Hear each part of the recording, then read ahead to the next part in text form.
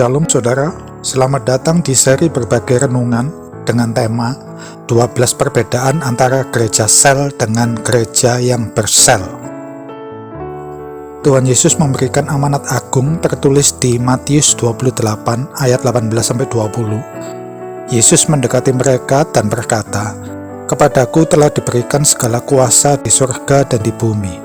Karena itu, pergilah, jadikanlah semua bangsa muridku, dan baptislah mereka dalam nama Bapa dan Anak dan Roh Kudus, dan ajarlah mereka melakukan segala sesuatu yang telah kuperintahkan kepadamu.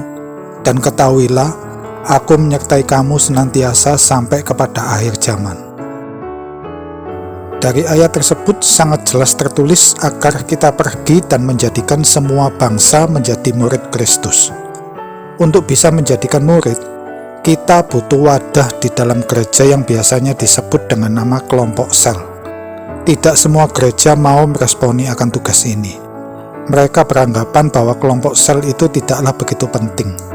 Itulah sebabnya saya membedakan gereja menjadi dua kelompok besar, yaitu gereja sel dan gereja yang bersel. Berikut adalah 12 perbedaan antara gereja sel dengan gereja yang bersel. 1. Gereja sel sudah pasti dia adalah gereja yang bersel, sedangkan gereja yang bersel belum tentu dia adalah gereja sel. 2. Gereja sel akan fokus kepada program kelompok sel karena mereka tahu bahwa komunitas sel inilah yang paling efektif untuk bisa menjangkau jiwa-jiwa yang terhilang, juga bisa mendewasakan rohani dari jemaat dengan terlibat di dalam pelayanan di kelompok selnya.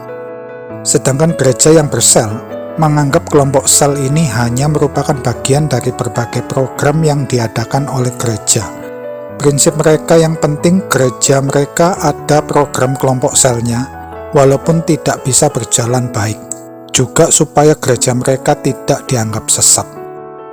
3. Gereja sel akan melibatkan semua pengurus yang ada untuk terlibat di dalam kelompok sel, mulai dari gembala, majelis, koordinator, dan semua anggota staf yang ada. Sedangkan gereja yang bersel, hanya beberapa pengurus saja yang terlibat untuk menjadi pemimpin di setiap kelompok sel yang ada. 4. Gereja sel, semua pengurus akan terlibat dalam membuat program untuk kemajuan dari kelompok sel yang ada.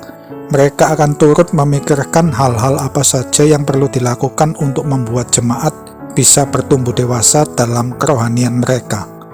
Sedangkan gereja yang bersel, mereka akan mengambil jalan pintas dengan mengadaptasi program kelompok sel yang terbaik dari gereja lain karena banyak dari pengurusnya tidak punya waktu untuk memikirkannya. 5. Gereja sel akan melakukan kaderisasi untuk mencari pemimpin kelompok sel yang benar-benar punya hati terhadap jiwa-jiwa yang terhilang. Mereka akan selektif dan tidak sembarangan asal tunjuk orang untuk menjadi pemimpin kelompok sel. Sedangkan gereja yang bersel, mereka akan menunjuk orang-orang tertentu yang kaya, yang punya jabatan, dan yang terkenal untuk menjadi pemimpin kelompok sel tanpa mempertimbangkan apakah orang-orang itu punya hati yang terbeban atau tidak. 6. Gereja sel akan berani melakukan evaluasi baik itu program maupun pemimpin dari setiap kelompok selnya.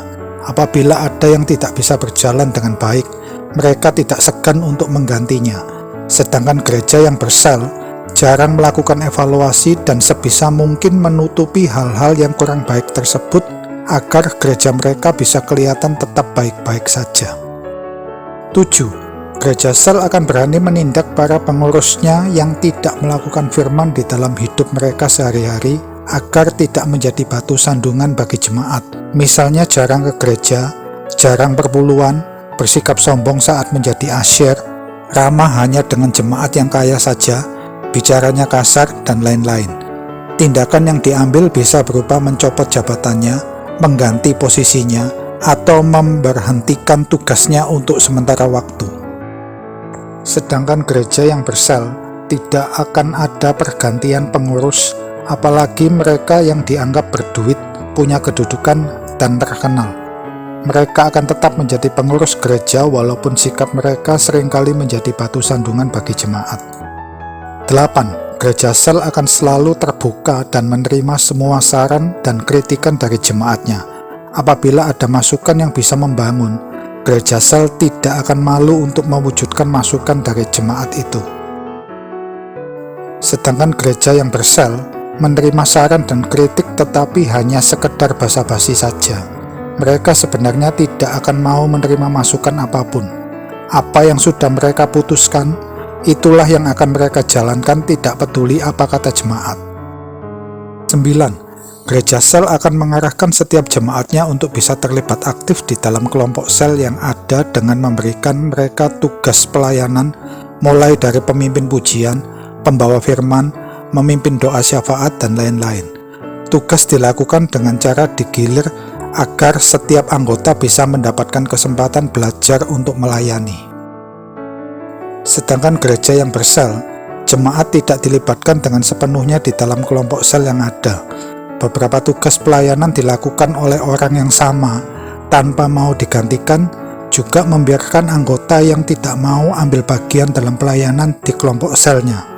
Mereka tidak peduli dengan jemaat yang pasif. 10. Gereja sel akan melahirkan banyak sekali kelompok-kelompok sel yang berkualitas. Gereja akan memberikan support penuh sehingga mereka bisa multiplikasi baik secara kuantitas maupun kualitas.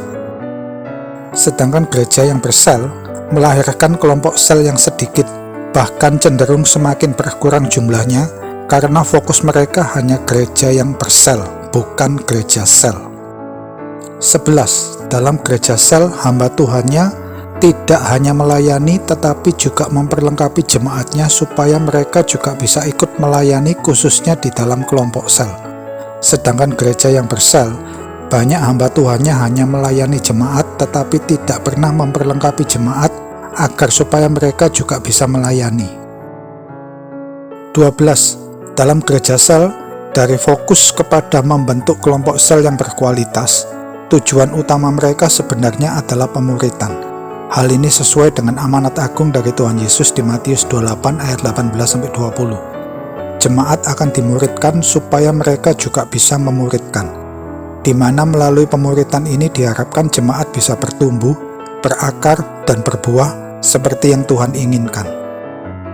Sedangkan gereja yang bersel akan berprinsip bahwa gereja mereka bisa besar dan berkembang itu bukan karena program kelompok selnya.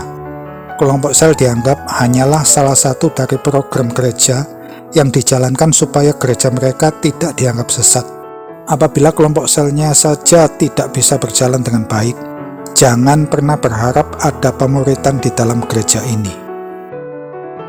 Demikianlah 12 perbedaan antara gereja sel dengan gereja yang bersel.